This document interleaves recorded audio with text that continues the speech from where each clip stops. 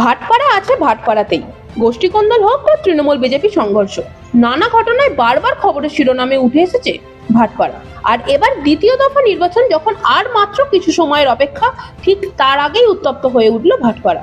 বিজেপির অভিযোগ, থানায় অভিযোগ জানাতে যান বিজেপি প্রার্থী রাজেশ কুমার, আর তারপরে যত কাণ্ড। এইসব আমার যত কর্মী লোক আছে ওখানে ব্যানার পোস্টার এইসব ঝান্ডা ওন্ডা লাগাচ্ছিল, এইসব লোক এসে ওখানে ডিস্টার্ব করছিল।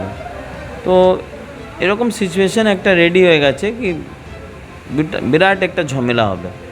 তো ফির আইসি সাহেবকে ফোন করা হয়েছে, আইসি সাহেব ওখানে ম্যান পাওয়ারকে পাঠিয়ে দিয়েছে। ফির ওখানে ঝামেলা তো হয়নি, লেকিন এইসব টিএমসি কর্মী লোক নিয়ে গেছে, যা যেরকম আমি করেছি প্রতিবাদ, সেম ওরকম গিয়ে প্রতিবাদ করেছে ওখানে থানায় পাশে। লেকিন থানার পাশে যব প্রতিবাদ করছে, যার উপরে আমি পরশু দিনে কমপ্লেন করেছে, ওই সব লোক উপস্থিত ছিল যে আমার স্ট্রিট কর্নার মিটিংয়ে ডিস্টার্ব করেছেন, আপনি এইসব লোককে তুলেননি। আর আজকে এইসব লোক এসেই প্রতিবাদ করছে। তো পরে কি হয়েছে, ফির আমার বাবা জানে না কোথায় থেকে খবর পেয়ে গেছে, ওখানে সব গিয়েছে, তো বাবার সঙ্গে ঝামেলা হয়ে গেছে। আমি তো ছিল না, আমি ওদের মিনস আমার বিধানসভা ওদের যোগ আমি আমার কাজ করছিল ক্যাম্পেনিং।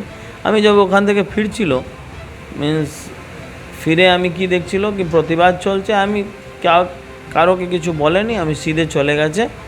ও জয় বাংলা জয় বাংলা এরকম স্লোগান করছিল, আমি ইগনোর করে আমি চলে গেছে। আমি বাড়ি যখন গিয়েছে, হট করে ফোন এসেছে আমাকে কি বাবা থানায় মধ্যে ঝামেলা স্টার্ট হয়ে গেছে। যখন আমি থানায় গিয়েছে তো দেখছে ঝামেলা ওই সময় শেষ হয়ে গেছে।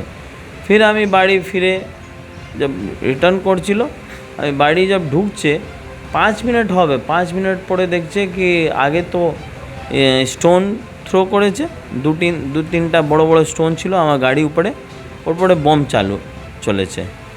আর ওর পরে ফির দেখছে কি যেরকম আমার সিআই সাহেব আমাকে খবর দিয়েছে, আমি তো ছিল না, আমি উপরে ছিল, তো আমাকে খবর দিয়েছে কি ফির কেউ লোক এসেছে ওয়াগনার থেকে, আর এসে এরকম ফায়ারিং ওয়ারিং করছিল। আর ওর মধ্যেই আমার সিআই সাহেবকে লেগে গেছে, মিন্স পা মধ্যে লেগে গেছে। ও সব আমার সিআই সাহেবকে নিয়ে গেছে অ্যাপোলো হসপিটালে, আর আজ কালকে ভর্তি করেছে। কাল রাত থেকে অপারেশন হয়েছে, আমাকে 3টার সময় ফোন করেছে রাতে। এদিকে যখন বিজেপি প্রার্থীর অভিযোগ তৃণমূলের গুন্ডা বাহিনীর গুলিতে আহত হয়েছেন ওই সিআইএসএফ জওয়ান, তখন পাল্টা সিসিটিভি ফুটেজ সামনে আনার দাবি করছেন তৃণমূল প্রার্থী সোমনাথ চ্যাম।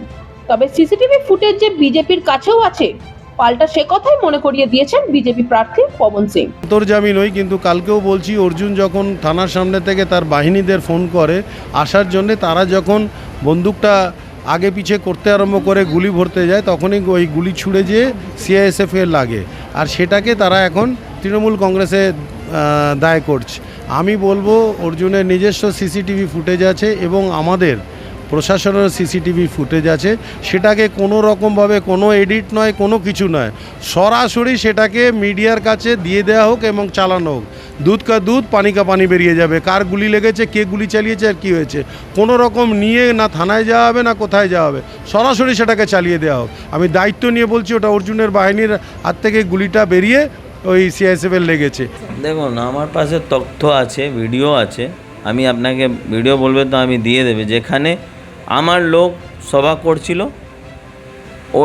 ওর যে টিএমসি লোক ওখানে ঝান্ডা ওন্ডা নিয়ে এসে ঝামেলা মিন্স হয় না, হল্লা গুল্লা করছিল, মিন্স একটা হয় না সেটিং দেওয়া একটা এনভায়রনমেন্ট ক্রিয়েট করছিল। আমার কাছে ফুটে যাচ্ছে, বলবেন তো আমি দিতে পারবে। এমনকি আরো কয়েকজনের খোঁজ চলছে বলেও নির্বাচনকে রিপোর্ট দিয়ে জানানো হয়েছে। আর তারই মধ্যে এখন সিসিটিভি ফুটেজ নিয়ে জোর তরজা জগদ্দলে। জগদ্দল থেকে শ্রাবণী রায় বন্দ্যোপাধ্যায়ের রিপোর্ট, নিউজ পোল বাংলা।